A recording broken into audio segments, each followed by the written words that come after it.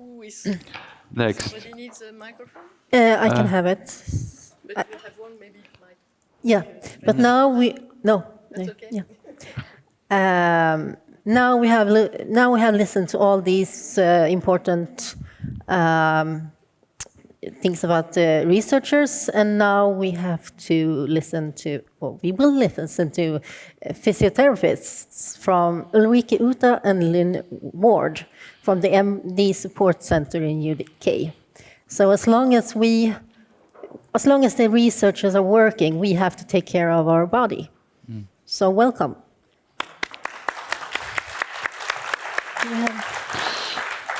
You can share a mic, is it okay? Yep. Thank you very much. Thank you all for having us here today. My name is Lynn Ward, and this is Ulrike Uta, and we are both physiotherapists and therapy leads at the Muscular Dystrophy Support Centre in Coventry in the UK. So the MD Support Centre is a smallish charity that provides physical therapies for adults with neuromuscular conditions, of which a large percentage of of our caseload have FSHD. So we both have over 10 years of experience we've both worked there for over 10 years, so we have over 10 years of experience each of working with people with FSHD. So I've seen a huge number over that time. And we're lucky enough to be able to provide hands-on therapy during our sessions there. Today we're going to be talking about physiotherapy and exercises for FSHD and its role in optimizing mobility and function. But I would like to point out that everything that this presentation is based on our hands-on lived experience as opposed to any formal academic research. So during an initial assessment, we will ask the question, what do you want to get out of your physio? What's your goal? What would you like us to help you with? And the response will usually, we find, fit into one of two categories. People will either say to us, I don't really think you can help me. I don't think there's much you can do for me. Or they'll say, come on, let's fight this. I want to stop this thing. I want to stop the progression now. And we kind of believe that probably what we can do is somewhere in between those two answers. We believe we can help, but unfortunately we can't stop the progression. So the primary pattern of weakness in FSHD is well documented, as I don't really need to explain, I don't think, to all of you out there. However, really, really briefly, so there's the development of facial muscle weakness into the abdominals, neck and back, and through the outer aspect of your lower leg that lift the foot during walking, and then developing into your upper arm and areas of your quads. But then, of course, as demonstrated earlier, it has no limits, really. But how that presents, massives vary between all individuals, and that kind of depends on one of a couple of things. It's determined genetically, what kind of FSH you have, and on your genetics generally, and on you, the individual. We all develop differently depending on our lifestyle, our environment, our interests, our activities, our social interactions. You know, swimmers develop differently to pianists or knitters, or we all develop differently, and that's no different for individuals with FSHD. So slowly over time, these primary muscles weaken. They go unnoticed largely initially, and life carries on. You carry on playing the piano or knitting or going to work or doing whatever interests you. and what we need to do. And you adjust. The human body is incredible. It finds new ways of doing things. Different muscle groups help out, and life carries on. So through this, the way that you carry out these activities will slowly start to look a little bit different. You're still achieving the tasks you want to do, but new movement patterns are formed, and we call them compensation movement patterns. And these movement patterns are really useful. They allow life to carry on, but they can cause some problems. So the consequences of compensatory movement patterns.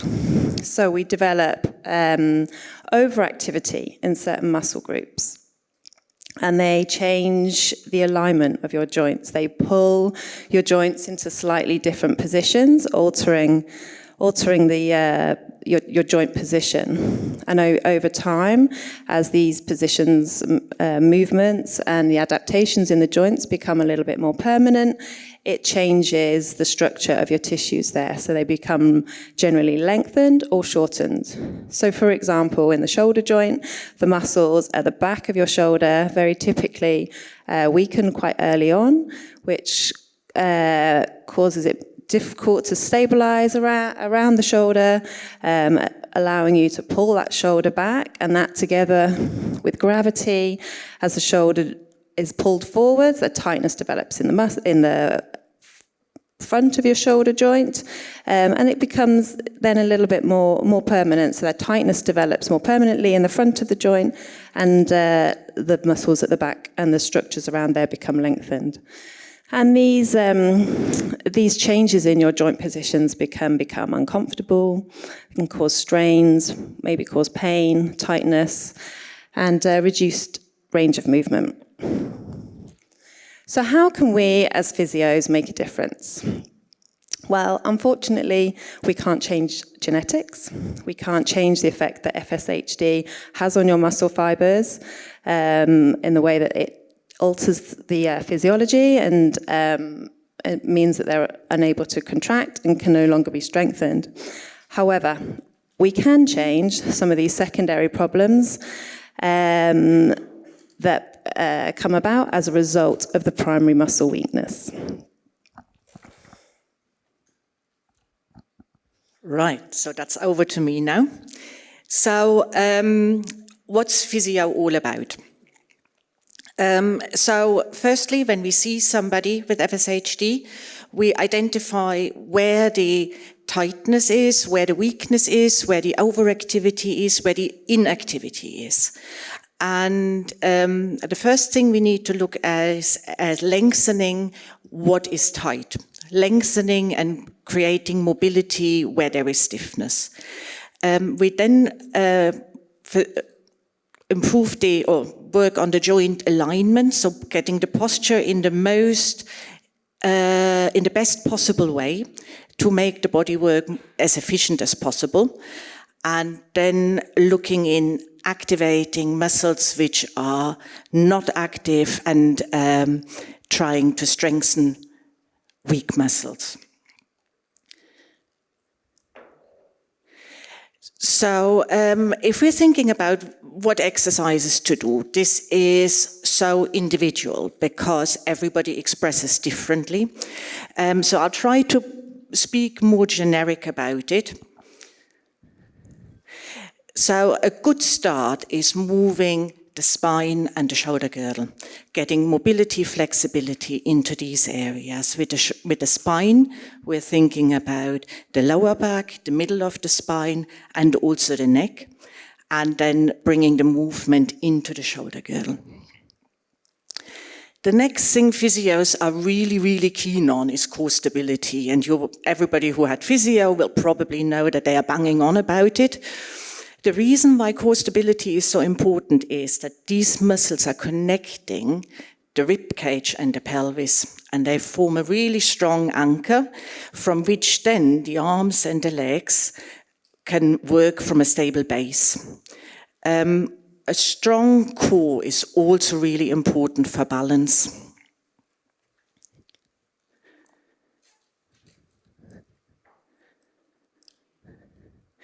We are then looking in principle as strengthening work, fitness work, and balance. Balance can be in sitting or in standing and in walk. It's really important to make exercises sustainable. So you're in there for the long run. It's not a quick fix. We are sometimes really, really lucky that we see somebody just at the right time, and we can make really quick, brilliant improvements, but this is really lucky. Most often it is a long run.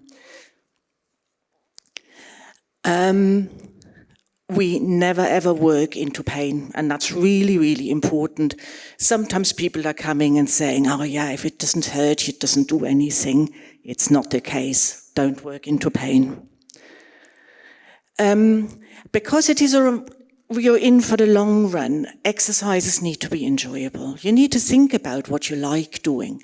Do you like exercising indoors, outdoors, in the gym? Do you like exercising by yourself, in a group? Do you like classes like Pilates or yoga, or do you like to go in the water? It is really important to find something you like, or at least most of the time. But there are tricky things when you have FSHD as well, so exercises is not always easy. So generally we are creatures of habit. If we are changing something, if we change posture, it really feels weird and strange, and it feels wrong. Yeah, that's just how it is. It doesn't mean that it's wrong, it just means it feels wrong. But I think that this is the moment where it's really important that you work with a physiotherapist, because you need to get that feedback. You need to bounce these ideas, these problems, these issues off. And also, we are fortunate to be able to work really a lot of hands-on. So we are putting our hands on to help people be more aware of their postures, of their alignment. We can help them to reduce tension and to activate. There's a really nice saying in physio, which is, you can't move what you can't feel. So being aware of what's going on in your body is really the first thing. And I would say that most people, because compensatory mechanism happens slowly, they need help with that. Really important is to avoid fatigue and overwork. So when you've exercised, you might feel achy and you might feel tired, and that's all right. That's not a problem. But as a rule of the thumb, if over 24 hours there is pain, weakness, and fatigue, then it was too much.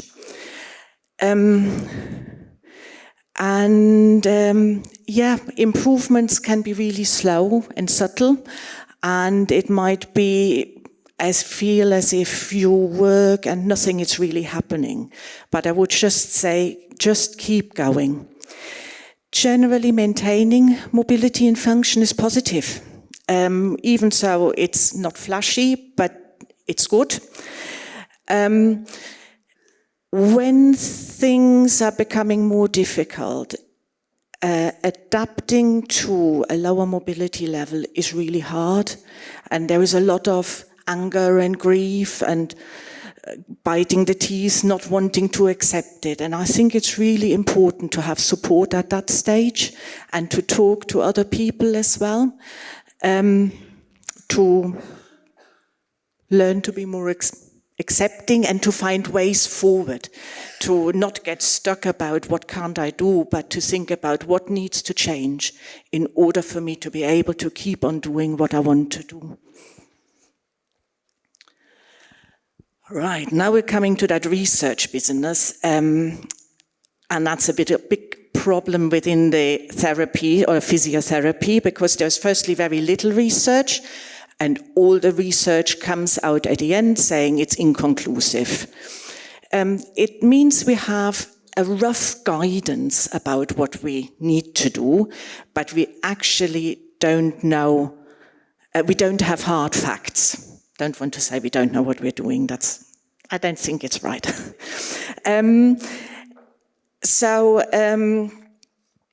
everybody needs to be seen as an individual because everybody's baseline is really different. So people, as Lynn said, who have been active all their life and are gym goers will have a very different baseline to somebody who has been inactive for many years.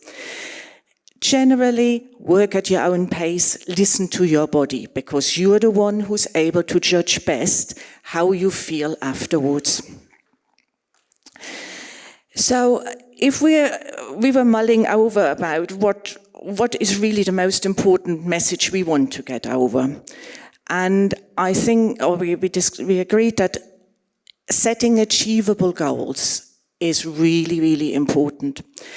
If you set goals too high and you start off exercising and you feel that you can't achieve it, you're setting yourself up for failure, and it's just really, really frustrating. And the same is if you exercise too much and you're fatigued afterwards. Nothing is as frustrating as going off with good intention and then feeling completely deflated because you're feeling really rubbish afterwards. Aim for moderate intensity. Now, this is such a vague thing. Moderate is different for everybody depending on what's your activity level beforehand. So if you think of a scale from 1 to 10, 1 is very little effort, 10 is the worst effort or the hardest thing you can do. Aim for around 5-ish. Rule of the thumb, you should be able to speak, but maybe not to sing anymore. But yes, this moderate intensity will be very different for each person, depending on what their activity level has been before.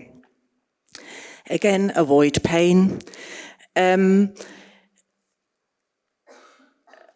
We think that a mixture of face-to-face with a physiotherapist, guidance, working together, problem-solving together, and independent exercises works best, because at the end you don't want to just exercise every fortnight when you see your physiotherapist. Exercises is something which needs to go on much more regularly. And, most important, enjoy it. And that's me. Thank you very much for listening. I have no idea if you have time for question or not, but Lynn and I will run some exercise classes in the afternoon, and we plan in to have a little bit of question time in there. If you have questions, save them for later. And thank you.